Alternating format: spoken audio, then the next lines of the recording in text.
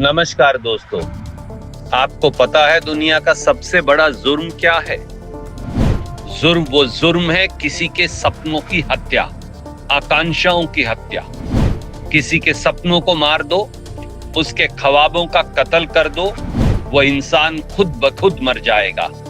शरीर में सांसें तो होंगी, दिल में धड़कन भी होगी, लेकिन वो इंसान इस जहां में बस एक जिंदा लाश बनकर रह जाएगा।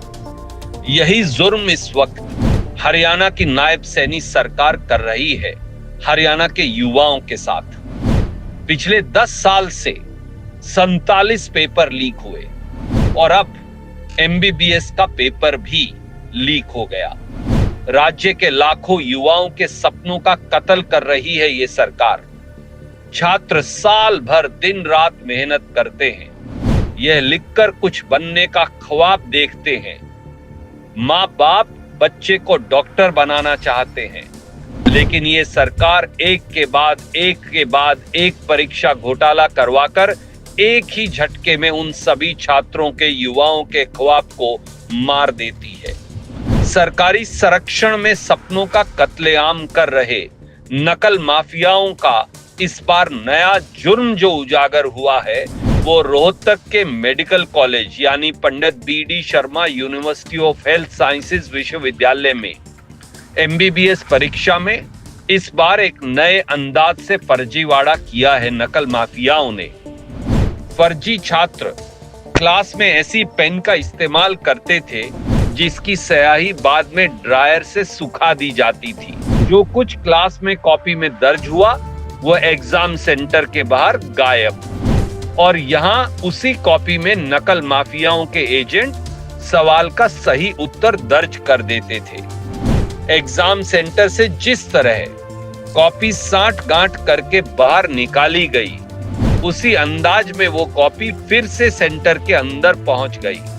फाइनल रिजल्ट आया तो जेन्युइन स्टूडेंट फेल और पास वो हुआ जिससे नकल माफियाओं ने मोटी रकम की वसूली की थी। खबरों के मुताबिक इस बार एक विषय का रेट 3 से 5 लाख का बीच था। कोई ये भी कह रहा है कि ये रेट तो 20-25 लाख तक पहुंच गया था। इस बार पूरे मामले का खुलासा हुआ है एक छात्र की शिकायत के बाद। उस छात्र को संयोग से इस पूरे फर्जीवाड़े की भनक लग गई और जब उसकी शिकायत पर जांच हुई तो नकल माफिया का पूरा तंत्र उजागर हो गया।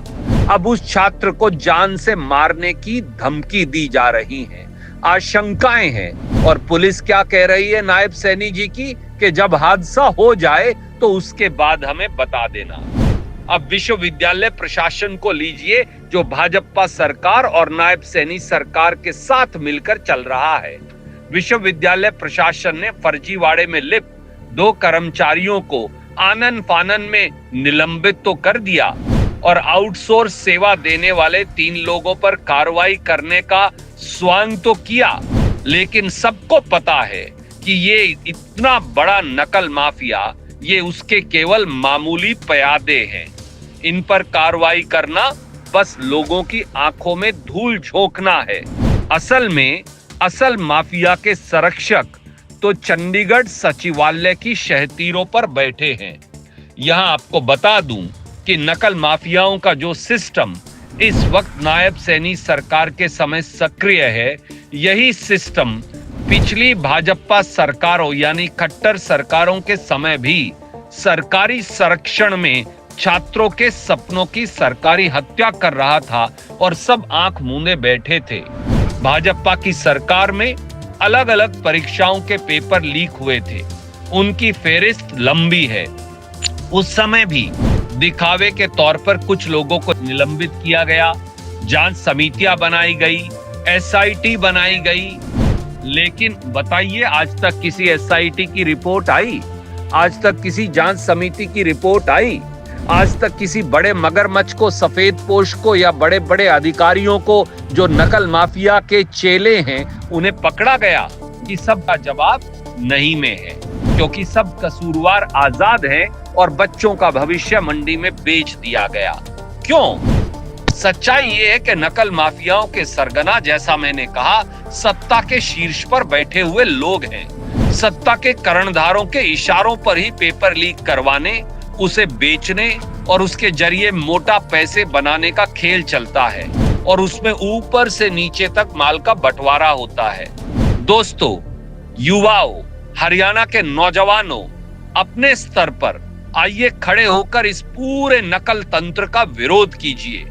ये राजनीतिक विषय नहीं, यह आपकी जिंदगी और भविष्य का सवाल है। सरकारी संरक्षण में पनप रहे नकल माफियाओं के खिलाफ आवाज बुलंद करिए, क्योंकि कोई मसला ये किसी राजनीतिक दल या व्यक्ति का नहीं, ये आगे आने वाली नस्लों का है। आपका ये भाई, आपका ये साथी रणदीप सिंह सुरजेवाला हर मोर्चे पर आपकी लड़ाई लड़ता रहेगा, आवाज उठाता रहेगा। इस नकल माफिया के खिलाफ भी मैं भी सड़क से संसद तक आवाज बुलंद करूंगा, लेकिन इस लड़ाई में हरियाणा के युवक और युवतियों का सहयोग चाहिए।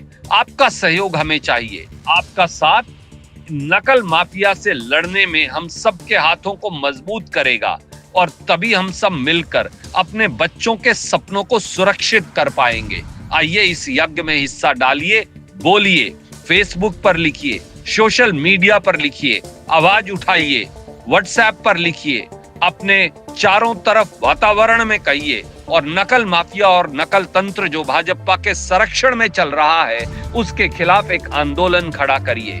जय हरियाणा, जय नौजवान, जय हिंद, नमस्कार।